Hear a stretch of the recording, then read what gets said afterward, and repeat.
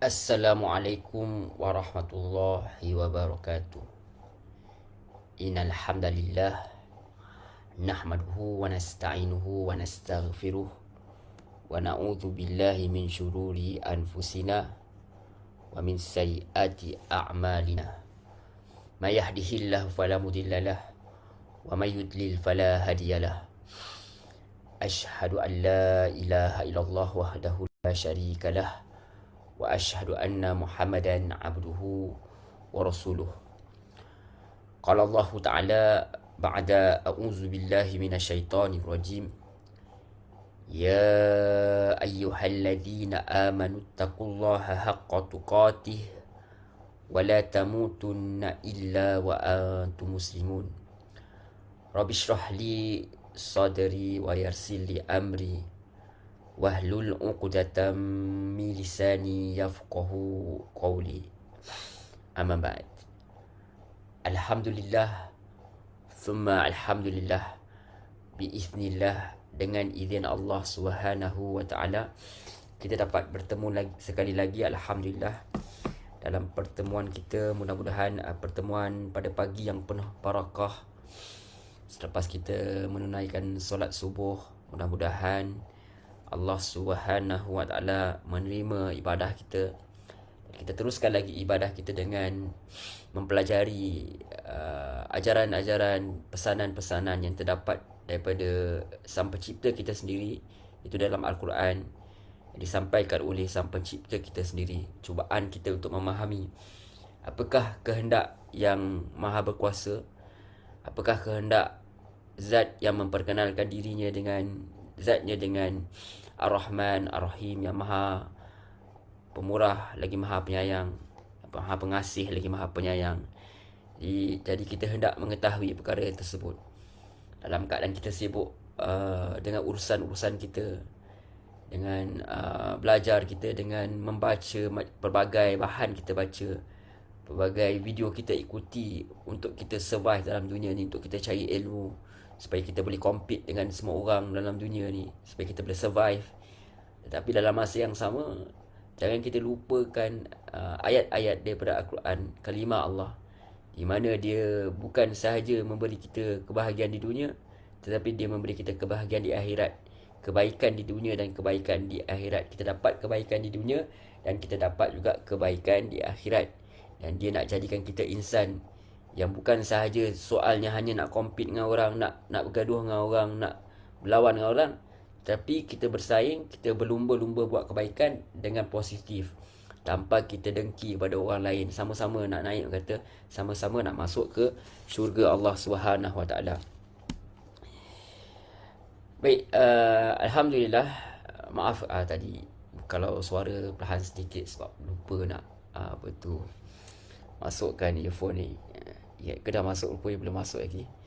Okay, tapi apa pun, alhamdulillah, insya-Allah kita telah pun memperbincangkan. Sebelum tu, apa khabar tuan-tuan, puan-puan, muslimin, muslimat yang dirahmati Allah Subhanahu wa taala? Semoga berada dalam keadaan yang sihat sejahtera, sentiasa dirahmati oleh Allah Subhanahu wa taala, sentiasa bersangka baik dengan Allah Subhanahu wa taala. Walau dalam apa juga keadaan, dalam apa ada benda yang kita tak faham. Contoh, selalu orang tanya berkenaan dengan qada dan qadar. Sampai sekarang pun ia termasuk rahsia Allah SWT. Yang penting ialah Nabi kata suruh kita usaha teruskan, nanti Allah akan mudahkan jalan takdir kita. Kalau kita tak ikhtiar, maka Allah mudahkan jalan takdir kita untuk apa? Untuk ke neraka Allah SWT. Dan kita kena sedar atas perkara ini, bahawa kita ini tidak ada sebarang daya upaya. Tapi yang penting kita tahu bahawa Allah tidak akan pernah menzalimi hamba-hamba dia. Itu sangka baik kepada Allah SWT. Jadi kita nak sangka baik apa? Sebab kita tahu benda-benda gaib, kita kena sangka baik kita akan masuk ke syurga Allah SWT. Takut kita kalau kita masuk ke neraka, tapi dengan penuh harap kita supaya kita ini dimasukkan ke dalam syurga Allah SWT. Baik, jadi kita telah membincangkan daripada sampai ayat 61 daripada surah Ali Imran, alhamdulillah, di mana Allah SWT menceritakan berkenaan dengan golongan Hawariyun, di mana mereka berjanji setia, mereka bersumpah, mereka bersaksi bahawa mereka ini adalah beriman kepada apa yang telah engkau turunkan, yang Allah turunkan, dan mengikuti Rasul dia. Jadi Nabi Isa minta kepada mereka ni supaya siapa daripada golongan mereka yang akan beriman kepada apa yang dia bawa, tetapi mereka bukan saja memberitahu bahawa mereka sayang kepada Nabi Isa, tapi mereka bersaksi bahawa mereka percaya kepada apa yang engkau turunkan. Bermakna bukan sahaja apa yang Allah turunkan kepada Nabi Isa, Allah turunkan kepada siapa saja. Kalau selepas Nabi Isa ada lagi nabi lain, dan memang Nabi Isa pun beritahu bahawa ada nabi namanya Ahmad, jadi kita bagi tahu dan dijelaskan sini bahawa dia akan ikut Rasul itu. Kerana itu tetapkanlah kami bersama golongan yang memberikan kesaksian. Di makna dalam keadaan apa pun nanti, bila ada Nabi akhir zaman muncul pun, kami tetap akan ikut, dan mereka minta supaya Allah tetapkan mereka apabila mereka menghadapi Nabi akhir zaman tu, supaya mereka ikut dalam golongan orang yang sama-sama memberi kesaksian. Itu kita. Dan kita doa sangat kalau kita nampak kebenaran, kalau kita dengar kebenaran, hati kita sudi untuk menerima. Dan jangan kita jadi orang yang awal-awal menentang. Itu yang kita takutkan. Kita minta kepada Allah, kalau kita dengar kebenaran, kita dengar apa saja ajaran daripada Allah SWT, walaupun siapa yang membawa kebenaran tersebut, kita tetap terima sebab hati kita terbuka kepada kebenaran. Kita bukan sayang kepada susuk tubuh yang membawa, kita sayang kepada mereka, tapi kita sayang kepada mereka kerana mereka membawa perkara yang benar. Jadi Allah SWT menceritakan bahawa penentangan terhadap Nabi Isa itu berterusan. Walaupun golongan Hawariyun mempertahankan Nabi Isa AS ini, tetapi sehingga kan Allah SWT telah meletakkan takdirnya bahawa Nabi Isa AS telah diangkat ke langit. Dan dia akan turun berdasarkan hadis-hadis yang sahih. Dia akan turun nanti kelak untuk berlawan dengan Dajjal. Itu antara dia yang akan turun nanti. Dan dia akan jelaskan, barangkali mungkin dia akan jelaskan bahawa kedudukan dia yang sebenar, iaitu dia itu bukanlah anak Tuhan. Dia bukanlah sebahagian daripada Tuhan. Dia bukan Tuhan, tetapi dia hanyalah manusia biasa yang Allah jadikan kelahiran dia tu nampak pelik sikit, tapi dia bukanlah kelahiran pertama yang pelik. Sebab Nabi Adam AS juga dijadikan daripada tanah, dapat ayah dan ibu. Dan Nabi Zakaria, anak dia dapat ayah Yahya ketika dia telah sangat tua dan isteri juga mandul. Itu kejadian yang amat aneh juga. Dan keanehan kita jangan lihat kepada keanehan peristiwa ataupun individu yang terlibat, kita lihat kepada pencipta keajaiban itu sendiri, iaitu Allah SWT. Baik. Jadi Allah SWT memberitahu lagi, seperti mana kita katakan tadi, bukanlah kejadian Isa AS itu sahaja yang pelik, tetapi Nabi Adam AS juga sangat pelik. Allah hanya berfirman kun, maka fayakun, kepada apa sahaja, termasuklah Nabi Isa AS juga Allah kata kun fayakun. Tetapi proses dia Allah berkehendak bagaimana, sebab Allah itu maha mengkehendaki. Bila Allah mahu apa saja yang dia nak, dia akan berlaku dengan hanya dia mahu atas perkara tersebut. Jadi kata Allah lagi menamatkan daripada apa yang kita bincangkan sebelum ini, kebenaran itu dari Tuhanmu, kerana itu janganlah engkau, yakni Muhammad SAW, dan siapa sahaja yang membaca berkenaan Al-Quran ini termasuk dalam golongan orang yang ragu. Kata Allah lagi, kemudian Allah menjelaskan berkenaan dengan mubahalah, dan seperti mana kita telah jelaskan lagi, iaitu masing-masing bersumpah ataupun bermuahalah sini, bermuahalah agar apa? Agar laknat Allah ditimpakan kepada orang-orang yang dusta. Masing-masing mengatakan perkara tersebut. Kalau siapa yang berdusta atas perkara Nabi Isa AS itu, maka mereka itu akan ditimpa laknat. Tetapi seperti mana kita katakan mengikut para mufassirin, orang yang menafsirkan Al-Quran, bahawa mubahalah itu tidak berlaku kerana orang Nasrani daripada Najran itu tidak berani, kerana mereka tahu kalaulah mereka betul tergolong dalam golongan orang yang salah, maka mereka akan terkena laknat Allah. Maka mubahalah itu tidak berlaku. Sebab ini menunjukkan bahawa mereka sedar juga bahawa mereka berada dalam pihak yang salah, yang tidak benar sebenarnya. Baik, itu dan kita akan lihat lebih lanjut dengan lebih menarik. Walaupun sebelum itu ayat itu nampak agak tegang, mengajak mereka agar orang kata bermubahalah, kalau kita kata sumpah laknat lah, kalau dengan izin perkara tersebut. Tetapi akhirnya apa yang Allah SWT kata, memandangkan mereka tidak sudi untuk menerima, tidak berani untuk menerima perkara tersebut, maka janganlah teruskan permusuhan. Ada cara lain untuk berdakwah dengan mereka, dan kita akan lihat dalam ayat yang berikutnya insya-Allah. A'udzu billahi minasyaitonir rajim. Aku berlindung kepada Allah daripada godaan syaitan yang direjam. Bismillahirrahmanirrahim. Dengan nama Allah yang Maha Pemurah lagi Maha Penyayang. Inna hadza lahuwal qasasul haqq. Jadi Allah Subhanahu wa taala mengatakan bahawa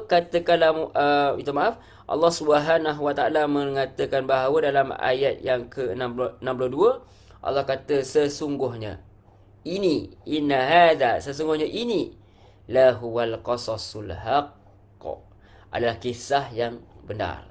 Jadi Allah Subhanahu wa taala dia selalu tahu dalam Quran tu, waktu kita pelik kalau tiba-tiba dah ada kisah berkenaan dalam Quran, tiba-tiba kita nak tokok tambah dengan kisah-kisah karut yang lain. Misalnya berkenaan, saya pernah dengar sedikit kisah berkenaan Nabi Adam AS. Allah memang bagi tahu jelas-jelas mereka berdua ini, dia dan isterinya digelincirkan oleh syaitan, tetapi mereka telah bertaubat dan Allah terima taubat mereka. Mereka turun sebagai orang yang suci, orang yang telah dimaafkan Allah SWT. Tetapi ada juga kata-kata yang mengatakan bahawa kononnya mereka ini, dan disampaikan dalam surau dan masjid malangnya, ada orang menyampaikan perkara ini, di mana dia mengatakan bahawa Nabi Adam pura-pura sahaja makan buah ni. Sebab apa? Sebab dia nak kena turun kat dunia, sebab dia tahu dia akan melahirkan dalam benih dia. Dia tak boleh turunkan benih dia tu di syurga, sebab dia kata dia bukan satu perkara yang proper lah untuk melakukan perkara tersebut katanya. Jadi dia tahu dalam sulbi dia tu ada Nabi akhir zaman, iaitu Muhammad sallallahu alaihi wasallam, Rasulullah sallallahu alaihi wasallam, maka dia pun makanlah buah tu dengan tujuan supaya dia diturunkan ke bumi. Sedangkan kita tahu dah awal-awal lagi bahawa memang nak macam mana pun Nabi Adam AS akan diturunkan bumi. Dan kegelinciran Nabi Adam AS itu ditentukan oleh Allah SWT supaya kita dapat bertaubat kepada dia. Supaya kita tahu macam mana taubat dan kita tahu benar musuh kita adalah syaitan. Sebab itu diingatkan tentang Nabi Adam ini, moyang kita digelincirkan dalam Al-Quran dalam surah yang lain, supaya kita ingat bahawa musuh kita ini telah menggelincirkan moyang kita, itu Nabi Adam alaihissalam. Jadi kita lihat bahawa banyak sekali dalam Al-Quran bila Allah cerita berkenaan dengan, kalau tak silap, anak kepada Nabi Adam tu Qabil dan Habil, kita namakan mereka sebagai Qabil dan Habil walaupun Al-Quran tak ceritakan nama. Tetapi kita katakan, Allah kata bahawa inilah kisah yang benar, bahawa Allah ceritakan kisah yang sebenarnya. Sebab banyak sangat dalam kita punya masyarakat pun versi-versi yang berlainan daripada apa yang Al-Quran tak sampaikan. Akhirnya dia melarikan kita daripada apa yang hendak Allah sampaikan kepada kita. Jadi Allah kata inna hadza lahuwal qasasul haqq, dan ini kisah yang benar. Bukan berkenaan yang bahawa Nabi Isa AS ni anak Tuhan ke sebahagian daripada Tuhan, tetapi yang apa yang Allah katakan yang benar ini adalah dia adalah Nabi Allah yang mulia dan dilahirkan tanpa ayah dia, tapi dia tetap duduk dalam rahim ibu dia seperti mana manusia yang lain. Maka Allah Subhanahu Wa Taala kata inna hadza lahuwal qasasul haqq, sesungguhnya inilah kisah yang benar, yang betul, yang didatangkan kepada kalian semua melalui Nabi aku Rasulullah sallallahu alaihi wasallam. Jadi jika mubahalah pun mereka dah tolak, maka apa lagi yang nak diucapkan kecuali bahawa inilah kisah yang benar yang menyangkut kepada keluarga Imran, adalah kisah yakni peristiwa yang benar-benar terjadi, yang diceritakan tahap demi tahap sesuai dengan kepada kronologi kejadian. Yang ada kisah-kisah lain adalah kisah yang hanya imajinatif ataupun fiction lah, fiktif, yang bertujuan untuk apa? Menyimpang daripada kebenaran. Tapi dengarlah kalian semua yang mendengar kisah ini, yang apa yang Rasulullah sampaikan ini adalah diceritakan dengan cerita yang benar, tidak ada tokok tambah dan sesuai dengan kenyataan dia. Itu dia.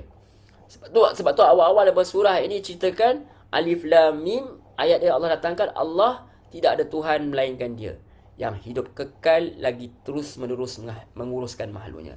Jadi kerana sebab itu penutup pada kepada uraian itu pun diakhiri dengan penegasan bahawa tidak ada Tuhan pencipta, penguasa, pengatur alam selain Allah, kerana Dialah yang Maha Hidup, sumber kehidupan dan pemberi hidup, dan terus menerus mengurus seluruh makhluknya, dan sesungguhnya Allah Dialah yang Maha Perkasa. Itu dia. Jadi apa yang kalian rasakan bahawa Allah Subhanahu Wa Taala Nabi Isa AS itu adalah Tuhan bukanlah suatu perkara yang betul. Jadi ada hanya kisah rekaan sahaja. Kerana manusia tidak dapat menguruskan bagaimana melihat kepada perkara yang ajaib. Sedangkan perkara yang ajaib itu seperti mana kita katakan sebelum ini berlaku setiap hari pun, bahkan berlaku dalam diri kita pun. Kemudian Allah kata, wa ma min ilahin illallah. Allah kata tidak ada Tuhan selain Allah. Itu dia. Allah jelaskan tak ada Tuhan selain Allah. Nabi Isa itu bukan Tuhan, bukan anak Tuhan. Hanya ada Allah sahaja.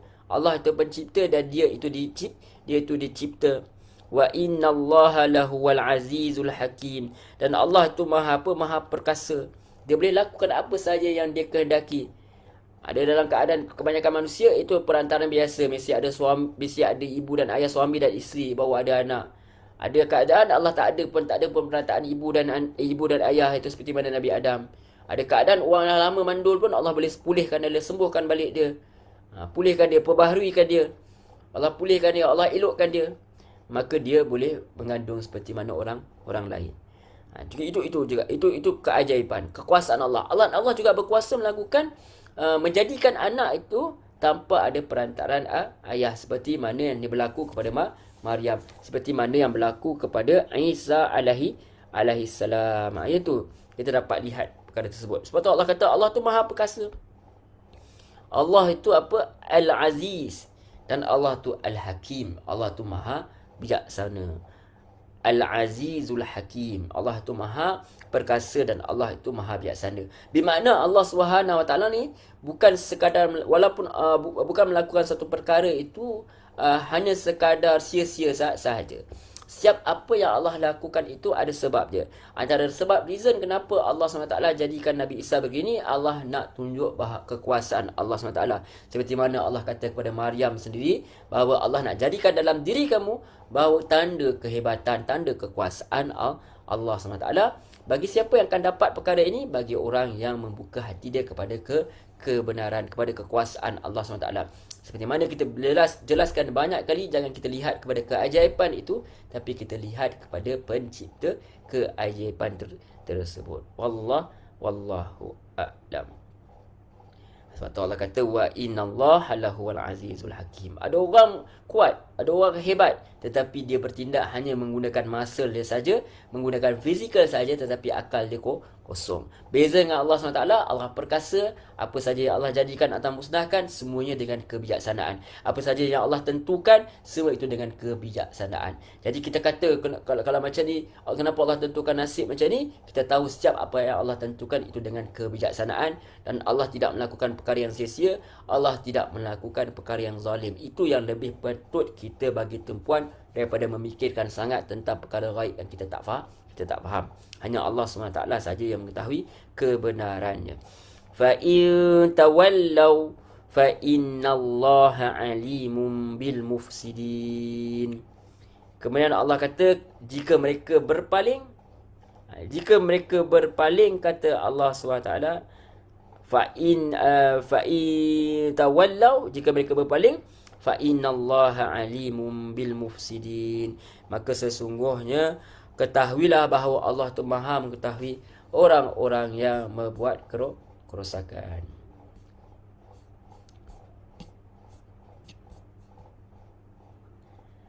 Jadi kata Allah SWT, jika mereka menolak juga untuk bermubahalah, seperti mana kita jelaskan sebelum ini, atau menerima kebenaran yang engkau sampaikan, sehingga mereka tetap berkeras berpaling daripada kebenaran, maka sesungguhnya Allah maha mengetahui orang-orang yang buat kerosakan. Dan atas dasar pengetahuan, keperkasaan dan hikmahnya, dia akan menjatuhkan hukuman yang tepat untuk mereka semua. Maksudnya tidak ada siapa pun akan dizalimi. Hujah dah sampai. Jadi apa lagi yang tinggal kepada mereka? Mereka masih lagi mengkafirkan diri mereka, itu kufur. Mereka kampus kebenaran yang ada dalam dada mereka. Mereka telah disampaikan kebenaran dan mereka boleh fikir tentang kebenaran tersebut, tetapi mereka masih tolak. Apa lagi yang berhak untuk mereka melainkan azab Allah Subhanahu Wa Taala. Itu yang Allah sampaikan dan Allah maha mengetahui. Jadi kita umat Islam yang telah pun menerima kebenaran daripada Allah Subhanahu wa taala. Jangan sekali-sekali kita masih lagi menolak Allah Subhanahu wa taala. Kadang-kadang kita rasa kita dah ikut benar dah Allah Subhanahu wa taala. Tetapi yang kita ikut sebenarnya tidak ada asasnya, sebab kita tidak lihat kepada contoh yang telah ditetapkan Allah SWT, iaitu Al-Quran dan Sunnah Rasulullah sallallahu alaihi wasallam. Jadi sebenarnya kebenaran itu jelaslah ada dan melalui kitabnya, dan kita boleh lihat dalam alam sekeliling, dan kita boleh lihat dalam diri kita jika kita mahu berfikir. Dan kalau kita masih lagi menolak, maka Allah labelkan kita, cap kita dalam golongan orang yang orang yang kekal dalam melakukan kerosakan. Bukan saja membawa kerosakan kepada diri sendiri, tetapi akan membawa kerosakan kepada orang lain. Sebab apa saja yang kita fikirkan, apa saja kita lakukan, kita sampaikan, sebenarnya mempengaruhi orang di sekeliling kita. Maka awas, apa yang kita pilih atau kita sampaikan mestilah yang perkara yang benar. Kalau tidak, kita termasuk dalam golongan orang yang melakukan kerosakan. Wallahu a'lam. Kemudian Allah lanjutkan secara ringkas, kita teruskan ayat 64. Qul ya ahlal kitab. Ini menarik. Walaupun kita katakan sebelum ini, ayat sebelum ini berkenaan dengan mencabar mereka supaya berani untuk bermubahalah. Tetapi mereka ternyata dalam sejarah mengatakan bahawa mereka tak berani melakukan perkara tersebut. Maka kita selesaikan perselisihan ini. Kita nampaknya seolah-olah bersetuju bahawa apa kalian pegang itu bukanlah perkara yang benar. Maka sepatutnya kita ini kembali kepada kalimah yang sama. Kemudian dipanggil mereka dengan panggilan yang lembut sebagai pengiktirafan bahawa mereka ini adalah orang yang berilmu. Allah tak panggil mereka Yahudi, Allah tak panggil mereka orang kafir, Allah tak panggil mereka makan, Allah tak panggil mereka manusia. Allah angkat darjat mereka, Allah pujuk dengan walaupun ayat sebelum ni Allah suruh cabar mereka, tetapi oleh kerana mereka tidak mahu menyahut cabaran, maka Allah kata, kul, katakanlah kepada mereka ini, wahai Muhammad, ya ahlal kitab, wahai ahli kitab, wahai orang berilmu, sama ada daripada golongan Yahudi dan Nasrani atau siapa sahaja yang bertinggal, yang terutama yang tinggal di Madinah ni, ataupun di daerah-daerah lain pada zaman mana pun sampai akhir zaman, bahawa marilah kita selesaikan masalah kita, selesaikan persekitaran kita, perselisihan ini dengan apa? Dengan kembali kepada ya ahlul kitab, wahai orang berilmu, wahai ahli kitab, wahai orang yang baca kitab, orang yang faham kitab, ta'alau, marilah kalian semua, ta'alau, marilah kalian semua, ila kalimati sawa'im bainana wa bainakum. Kembali kepada apa? Kembali kepada kalimat yang sama di antara kami dan kalian. Itu dia. Nampak tak? Kita ajak mereka ni supaya masuk dalam keluarga Ali Imran. Keluarga Ali Imran. Kita kata keluarga Ali Imran tak apa, dari kekeluargaan yang bukan sahaja dibentuk melalui biologi, tetapi daripada segi akidah yang satu. Sebab hakikatnya orang Islam itu semuanya bersaudara. Sebab tu dikatakan Ali Imran ini keluarga Imran, kita juga boleh termasuk dalam keluarga Imran ini dengan cara apa? Dengan cara kita memegang kepada Islam, iaitu kita semua menjadi saudara.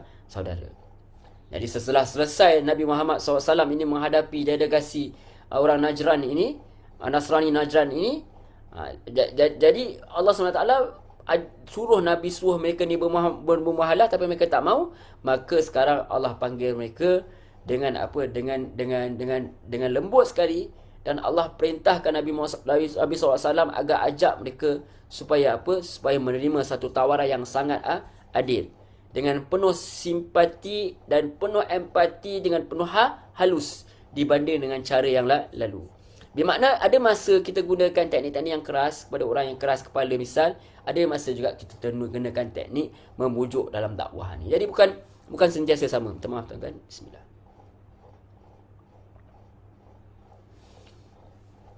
Bukan sentiasa kita gunakan kekerasan. Sebab tu kita pelik kalau kita nak tegur orang yang beriman itu sendiri dengan cara yang keras. Dan kita labelkan dia dengan terus secara jazam, dia ni datang daripada golongan ini dan itu.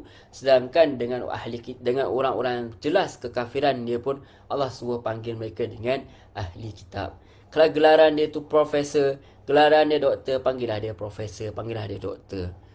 Kita katakan berapa untuk kita memujuk dia supaya dia kembali. Panggillah dia ustaz, panggillah dia. Jangan bagi dia gelaran-gelaran walaupun jelas dia tergolong dalam golongan yang tertentu, tapi panggillah dengan panggilan yang baik. Mudah-mudahan dia nak dengar, mudah-mudahan dia nak ingat. Dan itu sebenarnya. Jadi ajakan ini walau bagaimanapun, dan kita dapat lihat bahawa ajakan ini tidak memberi kelebihan pada umat Islam pun. Tidak seperti mubahalah tadi yang membuktikan bahawa mereka di pihak benar. Tetapi ini adalah perintah untuk mengajak mereka dengan panggilan yang sangat mesra. Mengakui bahawa mereka pun dianugerahi oleh kitab Allah.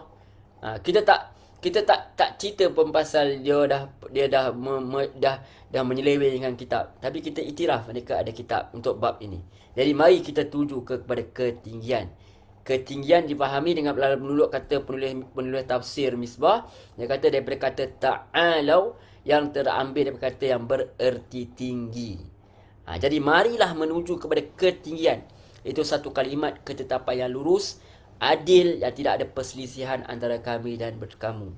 Kerana itu dan diajarkan oleh para Nabi dan Rasul yang kita akui bersama. Sebab tu kita sampai kat surah nama Maryam pun nak tunjuk bahawa kita pun pegang kepada Nabi Allah Isa ini, ibu dia. Kita sayang kepada ibu dia. Kita sayang kepada Nabi Isa, tetapi kita lebih sayang kepada kebenaran yang mereka ikuti. Jadi itu dia. Jadi ta'alau, marilah bersama-sama kita menuju kepada ketinggian menurut penulis tafsir Misbah ni. Ila kalimatin sawa, kepada kalimah yang sama, iaitu la ilaha illallah. Tiada Tuhan yang disembah melainkan Allah. Bainana, di antara kami, wa bainakum, dan di antara kalian.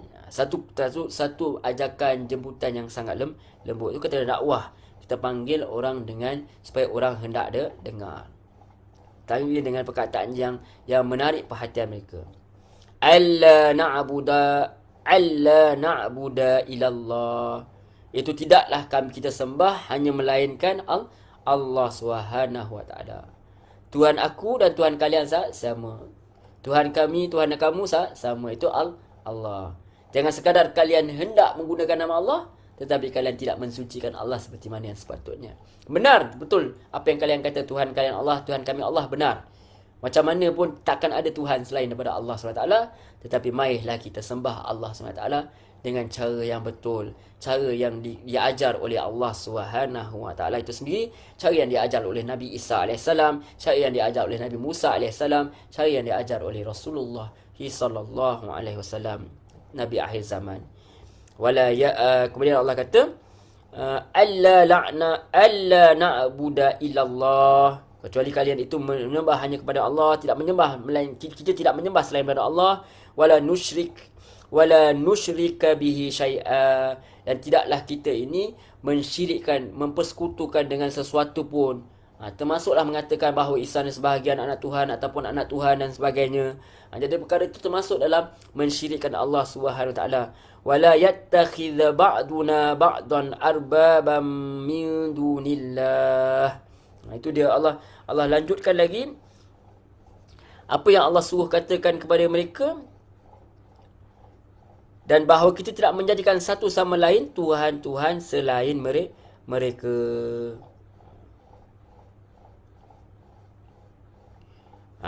Kemudian Allah kata, fa in tawallaw faqulu syahadu bi anna muslimun. Saksikanlah bahawa kami adalah orang-orang muslim.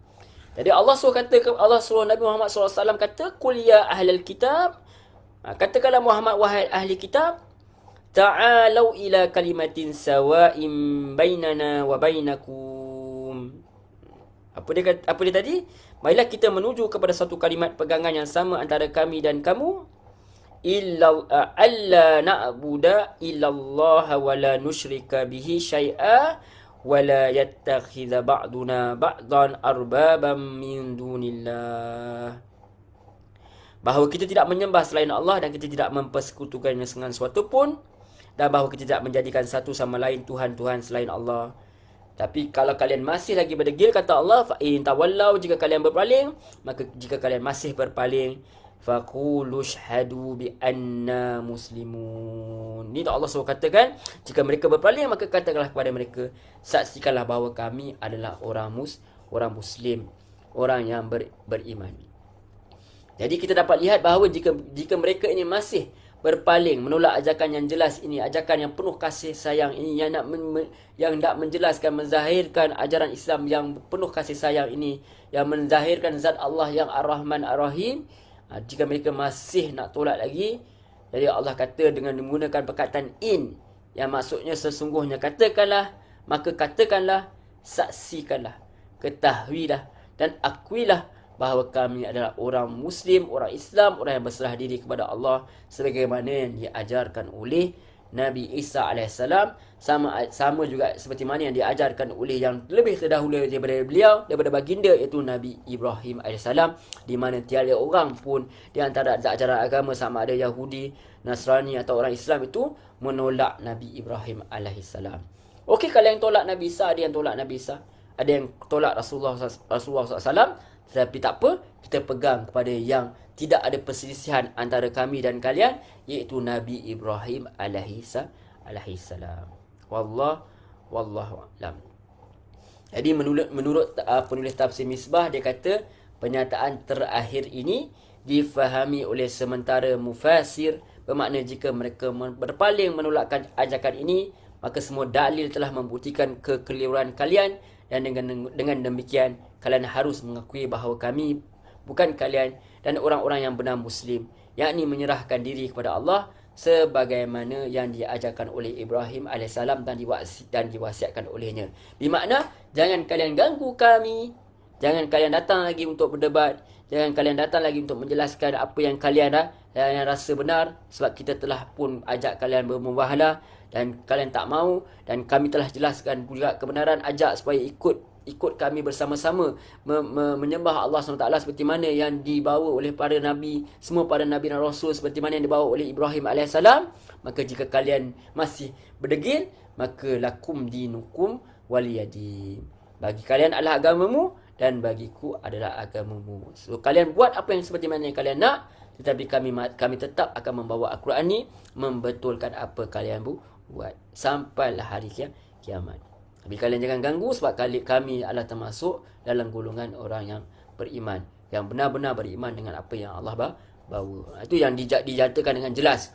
Maksudnya tidak ada apologetik, tidak ada minta maaf atau sebagainya atas perkara yang benar.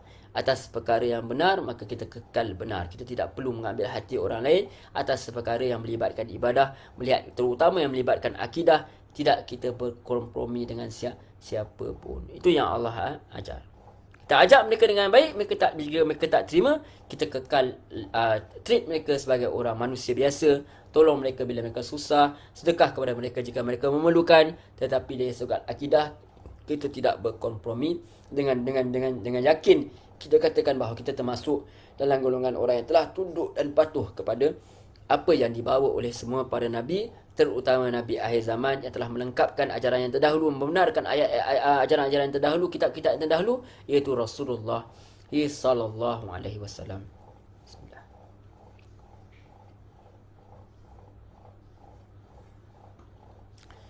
Ayat yang 65 masih lagi memujuk kepada ahli kitab ni. Setelah kita disuruh oleh Allah SWT supaya memperkatakan bahawa kita adalah orang yang muslimun, orang yang tunduk patuh kepada Allah, maka ayat 65 Allah lanjutkan.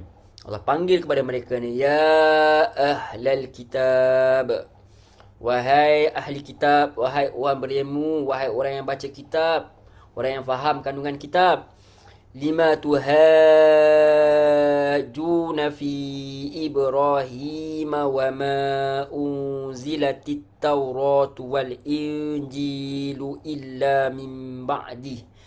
Jadi Allah kata kepada mereka ni, wahai ahli kitab, mengapa kamu berbantah-bantahan tentang Ibrahim, padahal Taurat dan Injil diturunkan setelah dia, yakni setelah Ibrahim.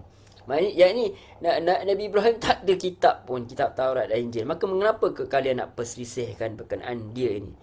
Afala ta'qilun.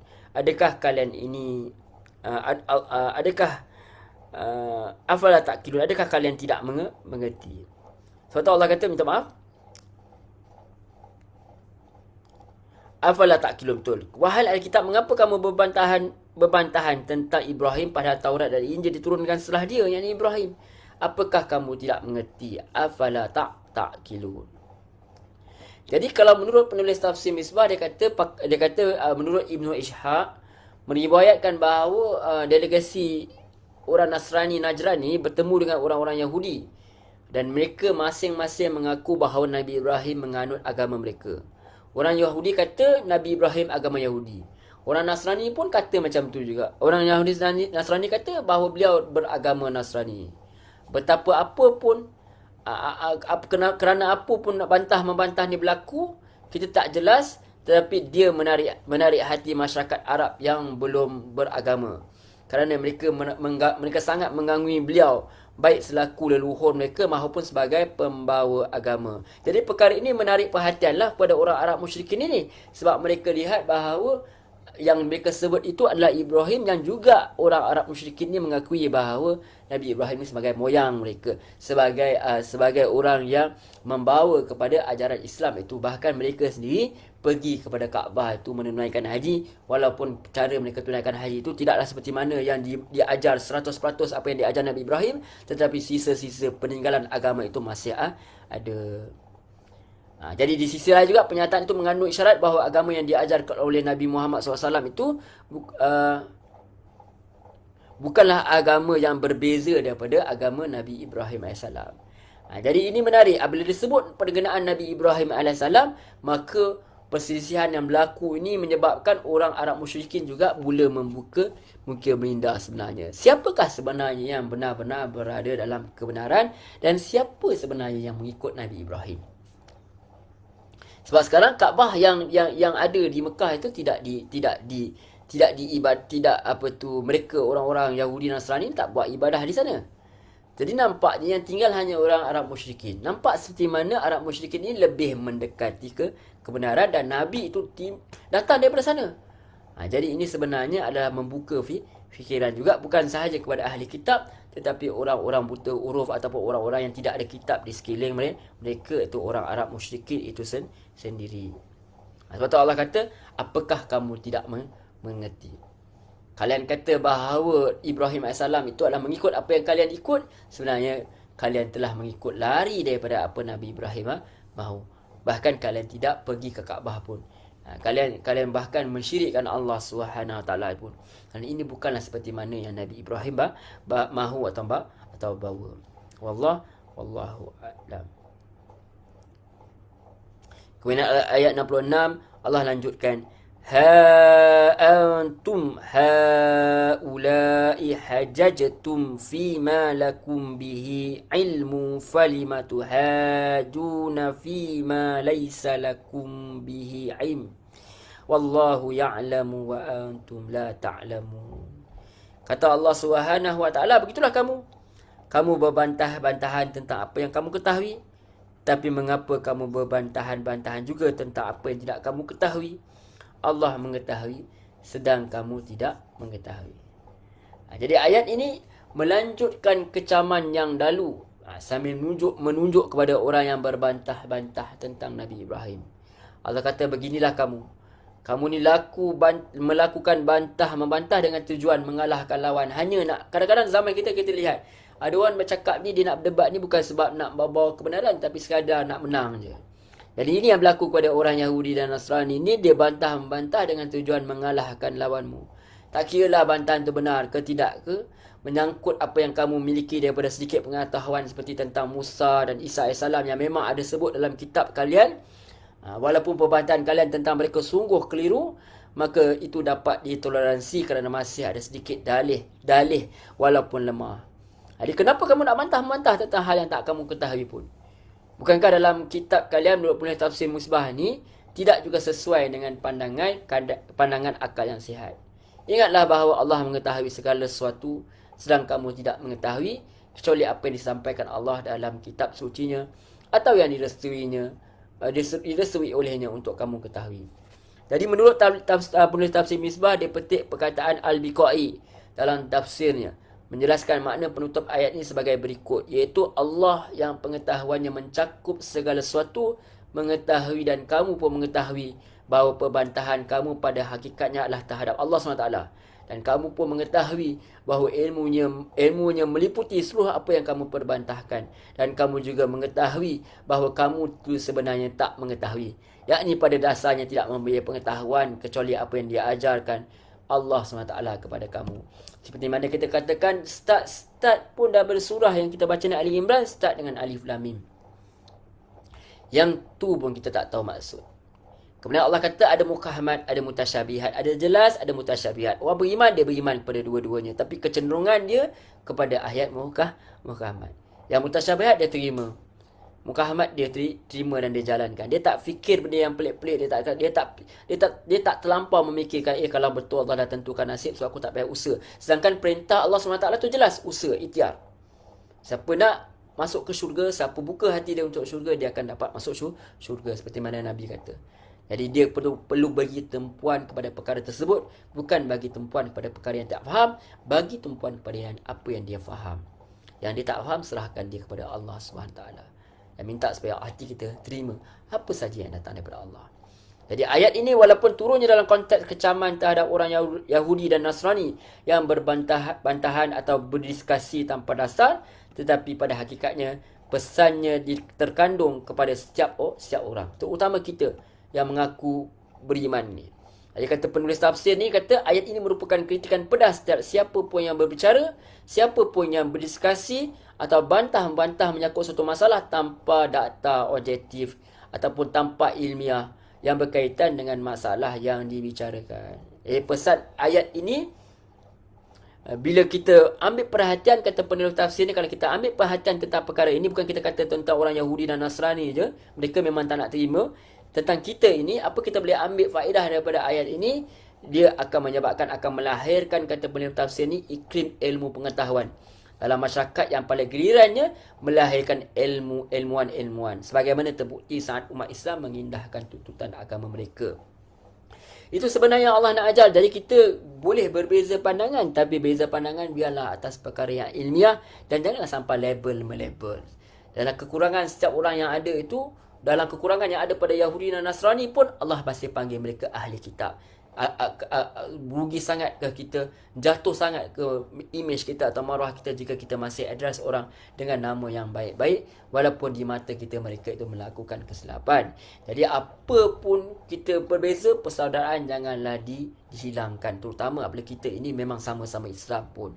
Tetapi dan juga nasihat untuk diri saya sendiri juga, orang yang ditegur itu janganlah orang kata terlampau ego. Perhatikanlah balik rumah, perhatikanlah, minta Allah petunjuk, kekuatan untuk menerima teguran-teguran itu. Kalau benar teguran itu adalah teguran yang benar lah. Kalau benar kita melakukan kesilapan, jangan segan silu untuk berubah. Kalaupun kita segan nak perakui depan mereka, tapi kita at least sekurang-kurangnya tunduklah, patuh kepada kebenaran yang Allah SWT telah tetapkan kepada kita. Dan sepatutnya kita bersyukur sebab ada orang, walaupun mereka tak pandai sangat nak tegur kita dengan cara yang baik, tapi kita patut bersyukur sebab ada juga Allah sampai akan datangkan orang-orang ni supaya menjadikan kita ni orang yang lebih baik. Silap-silap kita akan jadi lebih baik daripada orang yang menegur pun. Sebab kadang-kadang orang yang menegur ni, dia jadi rasa besar diri pula. Tapi orang yang ditegur ni sebenarnya bagus juga, sebab dia akan menjadikan kita rendah diri, tunduk ke bumi. Sebab akhirnya nanti kita akan masuk ke dalam bumi juga. Jadi tak perlu kita nak terlampau angkat diri kita. Biarlah siapa pun yang berkata itu, kalau kita silap, kita buat perubahan. Kita jangan jadi seperti orang Yahudi dan Nasrani. Mereka masih nak berdebat atas perkara yang salah. Seperti mana kata pepatah Melayu, menegakkan benang yang basah. Janganlah kita jadi seperti orang yang macam itu. Wallahu a'lam.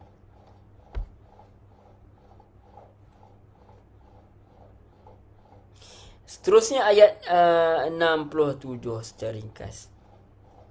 Allah Subhanahu wa taala berfirman, "Ma kana Ibrahim Yahudiyya wala Nasara wala Nasraniyya walakin kana kana hanifan musliman wa ma kana minal musyrikin. Jadi Allah SWT lanjutkan lagi. Bila Allah kata begitulah kamu bantah-bantah tentang apa yang kamu ketahui. Tapi mengapa kamu bantah-bantahan juga tentang apa yang kamu tak ketahui? Allah mengetahui sedang kamu tidak mengetahui. Allah kata dengan jelas, ha antum haula'i hajjajtum fima lakum bihi ilm falima tuhajuna fima laysa lakum bihi ilm wallahu ya'lamu wa antum la ta'lamun. Kemudian Allah lanjutkan, maka na Ibrahimu yahudiyyan wala nasraniyya walakin kana hanifan musliman wa ma kana minal musyrikin. Sangat indah ayat ini tuan-tuan puan-puan muslimin muslimat yang dirahmati Allah SWT. Setelah Allah addresskan apa yang mereka katakan itu salah, mereka bantah-bantahan, Allah jelaskan apa yang salah tu. Bukan sekadar kita dakwa orang ni salah dan itu tanpa kita lihat konteks apa yang mereka katakan, tapi Allah SWT benar-benar jelas apa kerosakan yang mereka lakukan. Allah kata Ibrahim bukan Yahudi. Dan Ibrahim juga bukan seorang Nasrani. Kadang-kadang ada orang keliru. Dia memikirkan, dia ingat bahawa dulu ajaran-ajaran dahulu sebelum Nabi Rasulullah SAW ni dikenal sebagai Yahudi dan Nasrani. Tak, sebenarnya tidak. Semua dikenal sebagai Islam. Sebenarnya semua mereka adalah tunduk dan patuh kepada Allah SWT. Lepas tu Allah jelaskan bahawa mereka bukan Yahudi, mereka bukan Nasrani, bukan mengikut ajaran agama yang berdasarkan bangsa, bukan. Tetapi dia adalah seorang yang lurus, Muslim, dan tidaklah termasuk orang-orang yang musyrik. Jadi kita dapat lihat apa makna hanifan ini. Apakah maksud daripada hanif ini? Kita akan lihat pelan-pelan. Jadi Allah SWT bagi tahu bahawa Nabi Ibrahim bukan Yahudi, seperti mana yang orang Yahudi mengaku, dan bukan pula seorang Nasrani seperti mana yang diakui oleh Nasrani, dengan dalil yang dia kemukakan. Tetapi siapa Ibrahim AS ni? Allah iktiraf kewujudan Ibrahim AS ini. Bahkan dalam Al-Baqarah kita lalui dah kisah Nabi Ibrahim ni. Tetapi siapa dia ni? Dia adalah seorang yang hanif, orang yang lurus, lagi berserah diri kepada Allah. Dan juga sekali-kali bukanlah termasuk golongan orang musyrik. Seperti mana yang orang musyrik cerita, mereka pun kena juga tempias ni. So Allah kata, sebab kalaulah ayat ni tidak dihabiskan macam ni, nanti orang-orang musyrik kata, tengok, sebenarnya Ibrahim bukan Yahudi, Ibrahim bukan Nasrani, sebenarnya Ibrahim adalah kami. Seperti mana yang kami buat di Mekah tu. Bukan. Allah kata bukan. Bukan seperti mana yang kalian yang menyembah berhala tu, bukan. Nabi Ibrahim bukan penyembah berhala, tapi dia adalah hanif, dan dia itu adalah termasuk dalam golongan orang Muslim. Jadi, apa makna hanif? Hanif tu boleh diartikan sebagai lurus atau cenderung kepada sesuatu. Jadi manusia ini manusia ini dia akan condong kepada kanan atau kiri. Jadi ajaran Nabi Ibrahim ni adalah hanif. Dia tak bengkok, tidak memihak kepada pandangan hidup orang Yahudi, tidak juga mengarah kepada agama Nasrani. Tetapi dia kepada apa yang Allah SWT mahu. Itu kata hanif. Hanif ni tidak maksud dia memerlukan keadaan yang kondusif. Dia kena duduk dalam keadaan orang baik-baik dia jadi hanif. Tidak. Hanif ni maksudnya kekal dalam kebenaran walaupun kalian tidak disokong. Walaupun yang berlaku di sekeliling kalian adalah tidak seperti mana yang kalian mahu. Seperti mana Nabi Ibrahim AS, dia dilahirkan, dihidup dalam keadaan penyembah berhala. Tetapi dia masih lagi ikut kebenaran. Itu hanif. Sebab itu dijelaskan bila hanif ini, dia cenderung dia kepada mana? Cenderung dia kepada jalan yang lurus, tidak dia memihak kepada jalan yang rosak lah, kanan atau kiri. Mana jalan kanan atau kiri? Kadang-kadang manusia boleh rosak dengan agama pun. Orang jadi penunggang agama dan sebagainya.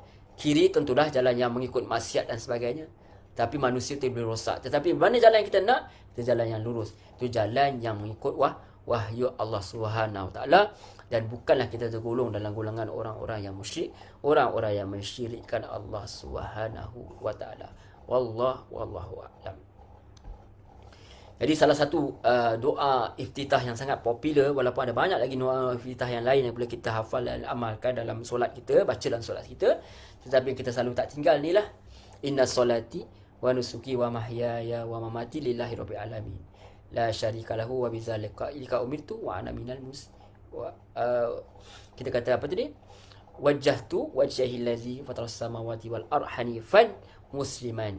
Wajjahtu wajhahil ladzi fataras samawati wal ardh hanifan musliman wa ma ana minal musyrikin. Kita hadapkan muka kita ni kepada siapa? Kepada Allah SWT dalam keadaan hanif, dan bukanlah kita dalam golongan musyrikin. Kalau setelah kita baca ayat ni, kita sedar walaupun keadaan itu tidak kondisif, walaupun kita berhadapan dengan banyak lagi pemikiran yang lain yang mengaku mereka Islam tapi sebenarnya mereka lari daripada Islam, tetapi kita tetap dalam golongan hanif. Kerana apa? Kita mengikut Nabi Allah Ibrahim AS, iaitu apa? Iaitu tidak memihak kepada pandangan hidup orang Yahudi, tidak memihak kepada agama Nasrani, dan tidak memihak kepada orang-orang yang mengikut selain daripada apa yang dibawa oleh Allah SWT, yang mencirikan Allah SWT, penyembah-penyembah berhala dan sebagainya. Wallahu a'lam. Jadi Allah jelaskan, kalau mereka ni pun salah, siapa yang betul? Jadi kita nak tahu siapa yang betul, Allah nak bagi tahu kat kita. So kita kena ikut yang betul ini. Jadi Allah kata, inna awwalan nasi bi Ibrahim malalladzina taba'uhu wa hadhan nabiyyu walladzina amanu wallahu waliyul mu'minin. Kalau Yahudi pun bukan pengikut Ibrahim sebenarnya, Nasrani pun bukan pengikut Ibrahim, penyembah bahala itu orang Arab musyrikin pun bukan pengikut Ibrahim. Jadi siapa? Jadi Allah memberi jalan yang mudah.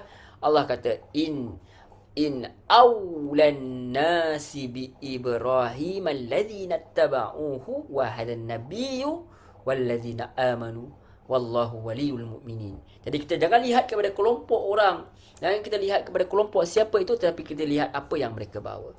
Sebab tu Allah kata, sungguhnya orang yang paling dekat, paling aula dengan kepada Ibrahim ialah orang-orang yang mana? Yang bersungguh-sungguh ikutinya, yakni ikuti ajarannya. Dan Nabi ini, kata Allah. Dia menarik sekali. Menyentuh perasaan sebenarnya bagi kita yang hendak menghayati kata Allah. Kata Allah pertahankan Nabi SAW. Allah kata, siapa yang benar-benar beriman dengan Nabi Ibrahim, siapa yang dekat dengan Nabi Ibrahim ni, siapa yang lebih aula dengan Nabi Ibrahim ni, siapa dia? Itu orang-orang yang bersungguh-sungguh mengikutinya, yang ikut dia. Ittaba'uhu wa hadan nabiyyu, dan Nabi ini serta apa? Walladzina amanu, dan orang-orang yang beriman. Wallahu waliyul mu'minin, dan Allah telah pelindung semua orang mukmin. Jadi di atas kata penulis tafsir dikemukakan salah satu tujuan penyataan orang Yahudi dan Nasrani bahawa Nabi Ibrahim adalah penganut agama Yahudi atau Nasrani adalah untuk mensyaratkan bahawa agama yang diajarkan oleh Nabi Muhammad SAW bukanlah agama yang benar, tapi beza dengan agama Nabi Ibrahim.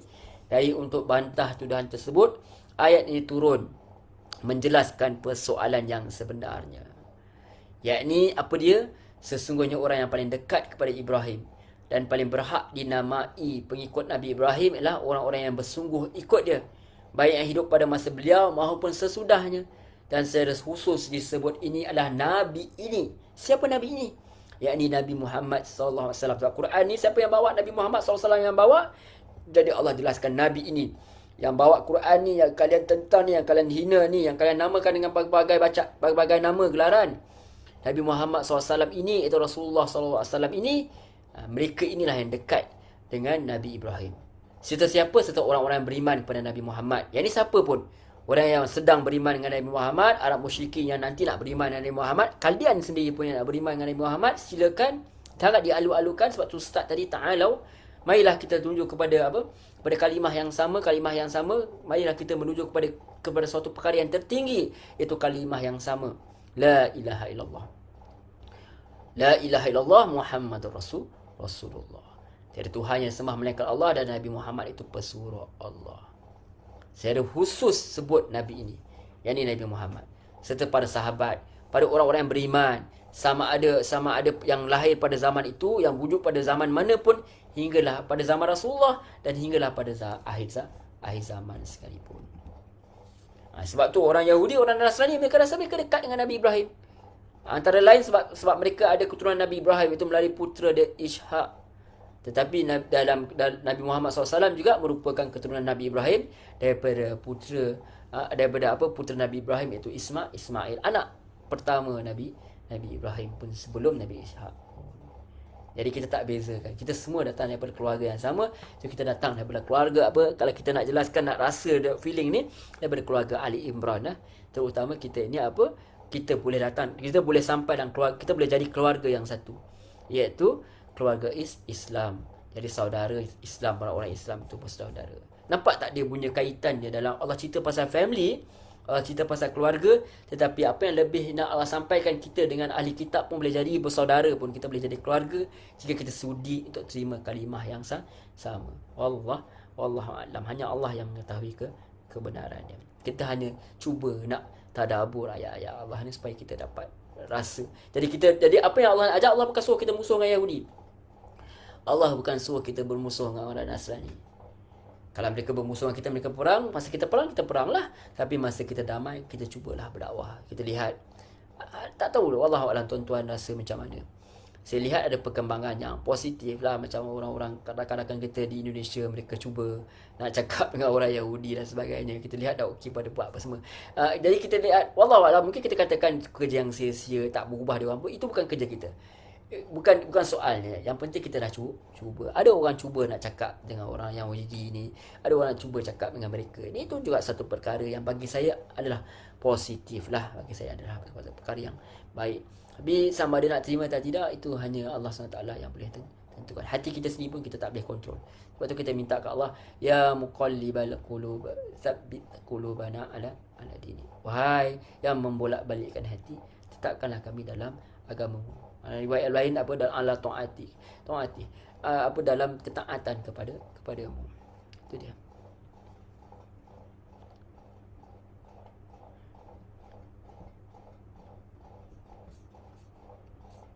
Jadi itu kita katakan bahawa soal apa itu kebenaran itu bukanlah melihat kepada keturunan. Bukan soal Nabi Ishak atau Nabi Ismail. Soalnya apa yang mereka bawa itu sendiri adalah perkara yang benar.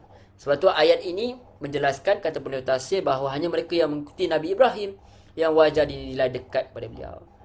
Memang mereka tidak sikit pun, tapi secara khusus dan pasti adalah Nabi Muhammad SAW yang bukan sahaja prinsip-prinsip ajaran beliau yang sama, atau sekian banyak syariat agama Nabi Muhammad SAW yang bersumber daripada ajaran dan tradisi bapa Nabi-Nabi itu, iaitu haji, khitan dan sebagainya.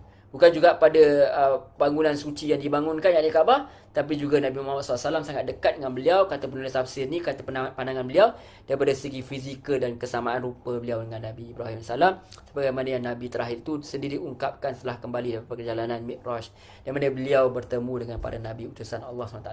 Yang saya bacakan ni hanyalah pandangan daripada penulis tafsir. Yang ini tuan-tuan boleh cek kesahihan dakwaan inilah. Tapi kita bacakan untuk melengkapkan tadabbur kita ini. Sebab saya sendiri pun tak boleh nak tafsir Quran. Kita kena ambil daripada orang yang dah ada tafsir Quran tu lah. Mudah-mudahan kita diberi kefahaman, insya-Allah. Baik, kita teruskan. Lanjutkan sedikit lagi, ada beberapa ayat lagi, 69 dengan 70, 2 ayat lagi. Kemudian Allah SWT kata,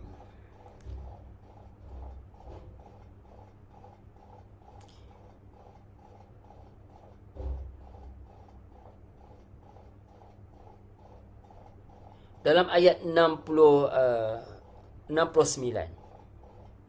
Sebelum tu kita jelaskan bahawa ada ayat yang ada dalam ayat 68 itu sendiri, Allah kata Allah adalah pelindung orang-orang yang beriman.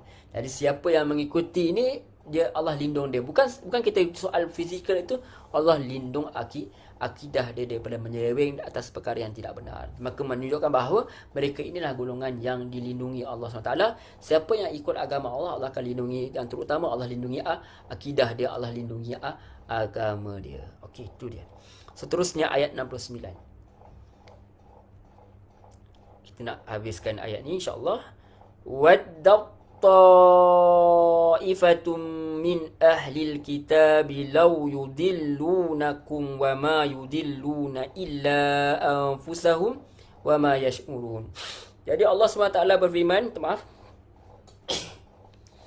tuan, alhamdulillah.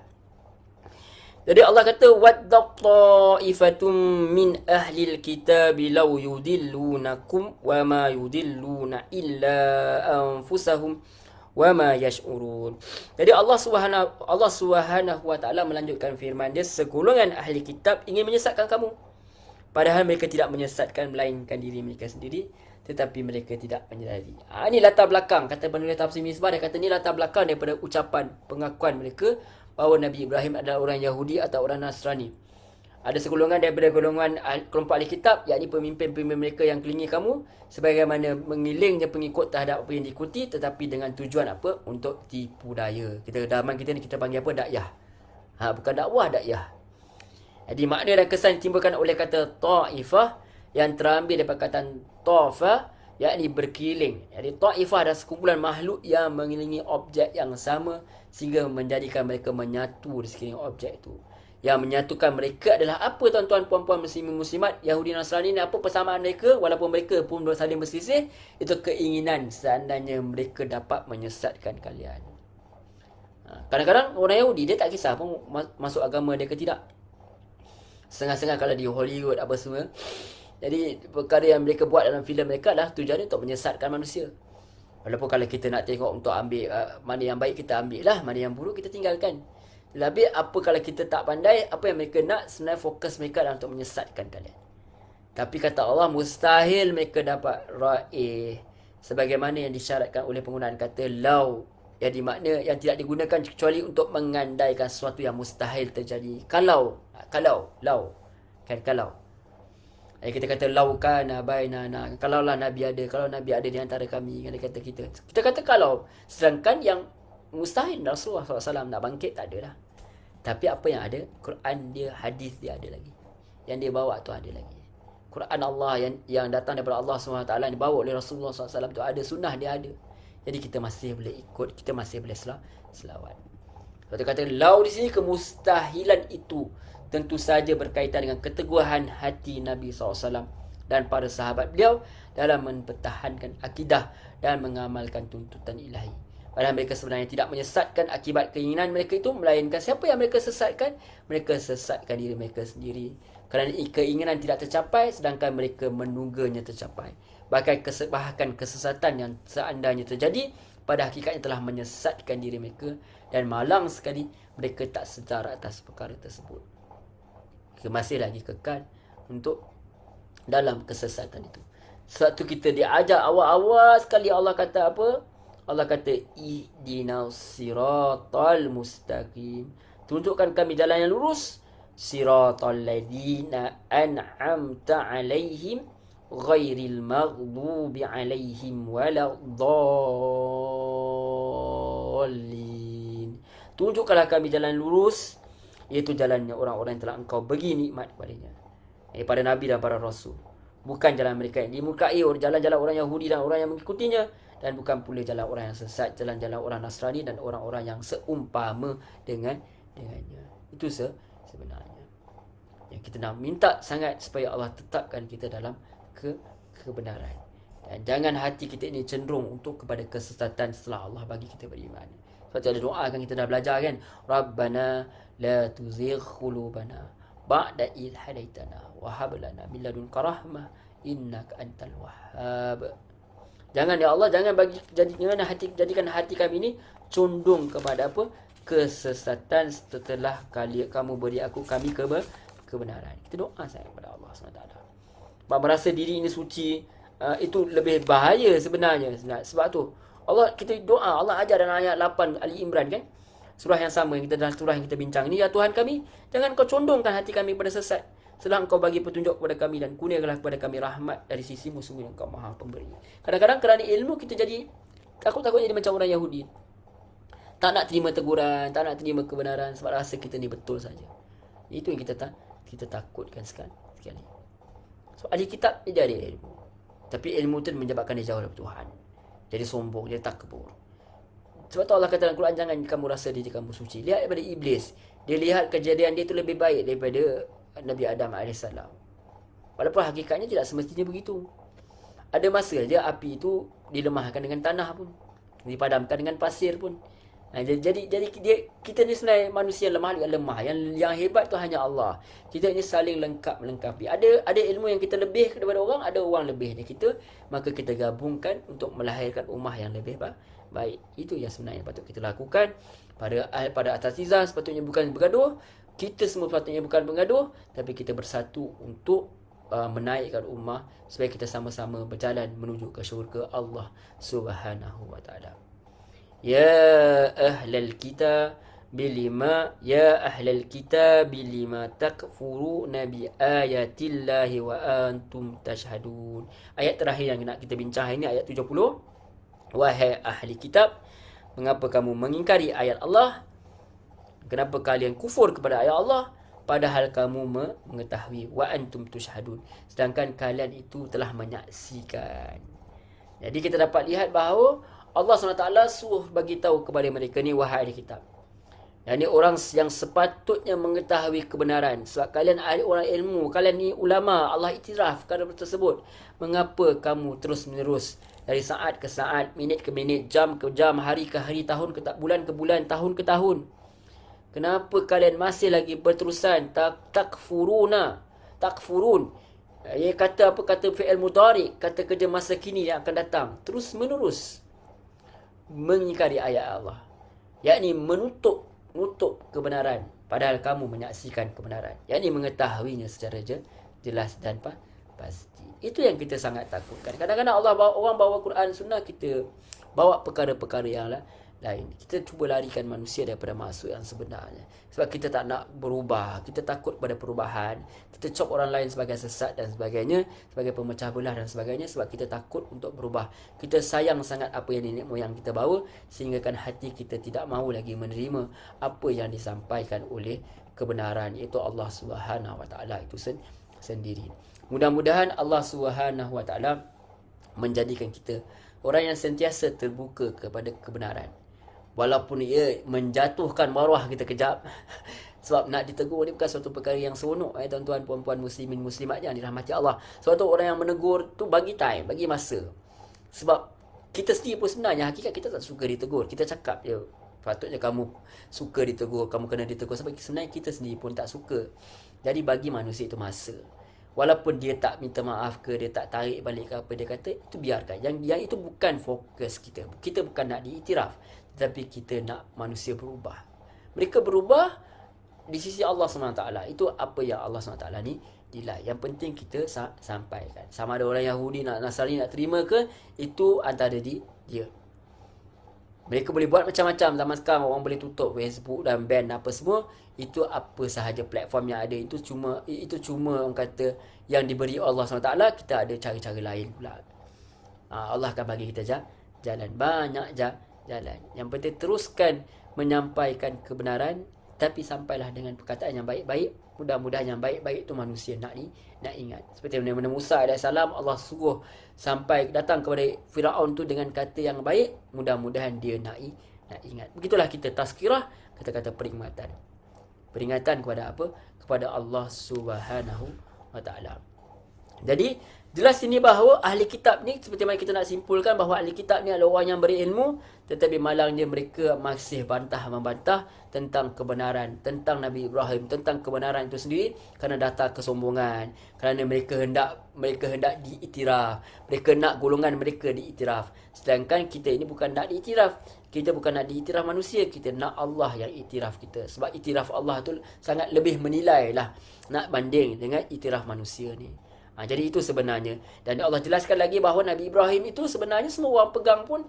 Jadi pegang itu jangan sekadar sayang susuk tubuh, seperti mana kita Nabi Muhammad SAW. Dan kita ikut Nabi Muhammad SAW ni sayang susuk tubuh je. Kita buat apa yang dia tak ajar. Sedangkan Nabi sendiri kata, Sallu kama ra'aitumuni usolli. Solatlah seperti mana kau lihat aku solat. Jadi kita kena ikut ajaran Rasulullah SAW. Sebab syahadah kita dua, iaitu apa? Syahadah kita kepada Allah, syahadah kita kepada Nabi. Kita tak mensyirikkan Allah, kita percaya bahawa Allah itu Tuhan. Kita tak syirikkan Allah, kita tak meragui Allah SWT, kita sangka baik dengan Allah SWT. Dan dalam masa yang sama, kita mengikut ajaran Nabi Muhammad SAW. Sebab Allah yang suruh kita ikut dia, iaitu apa? Iaitu mengikut segala syariat dia tanpa mengubah dia walaupun sedikit pun. Terutama yang berkaitan dengan ibadah khusus tu. Wallahu a'lam. Jadi manusia yang nak menyesatkan manusia yang lain ni sebenarnya hakikatnya mereka adalah satu orang yang buruk perangai dia, tetapi dia sebenarnya tidak merugi. Dia sebenarnya cuba merugikan orang lain, tetapi dia cuba menyesatkan orang lain, tetapi orang yang benar-benar beriman, orang yang mukhlisin tidak akan terganggu. Siapa yang tidak akan tersesat daripada dakwah-dakwah ini adalah orang-orang yang berpegang kuat kepada Quran dan Sunnah. Jadi orang yang datang ni mereka nak cuba sesatkan, hakikatnya mereka cuma hanya menyesatkan diri mereka sendiri. Sebab tu Allah habiskan ayat ni, Allah kata, mengapalah kamu masih nak ingkar kepada kebenaran sedangkan kalian telah mengetahui kebenaran itu. Jadi mudah-mudahan Allah tetapkan kita dalam kebenaran, buka pintu hati kita ini untuk kebenaran, dan terus kita mengamalkan kebenaran dan sebarkan ini sampailah ke akhir hayat kita, dan kita bertemu dengan Allah SWT kelak dalam keadaan kita diterima Allah SWT sebagai hamba dia yang taat kepada segala perintah dan menjauhi segala larangan dia. Wallahu a'lam. Demikian sahaja perbincangan kita secara ringkas ini. Mudah-mudahan Allah merahmati. InsyaAllah minggu depan kita jumpa lagi dalam muka surat yang berikutnya pula, InsyaAllah secara ringkas-ringkas. Mana salah silap tu saya mohon ampun dan maaf kepada Allah SWT. Saya minta maaf kepada tuan-tuan, puan-puan, muslimin, muslimat. Mana kata-kata yang anda yang mengguraskan hati, saya minta maaf. Mohon maaf banyak-banyak, tak bermaksud. Hanya saya katakan ini adalah untuk atas dasar kasih sayang. Mudah-mudahan kita sama-sama mengikut petunjuk Allah SWT. Mana yang baik ambillah, mana yang buruk tuan-tuan, puan-puan, tinggalkan semuanya. Tinggalkan mana yang buruk, ambil mana yang manfaat. Doakan supaya Allah mengampuni dosa kita semua dan mengangkat wabak penyakit daripada dan segala bala bencana daripada dunia ini, khususnya negara kita dan juga negara umat Islam lain dan seluruh dunia. Supaya Allah SWT jadikan kita sebab musibah ini adalah orang yang makin dekat kepada Allah SWT dan sentiasa bersangka baik kepada dia. Wallahu a'lam. Demikian saja pertemuan kita.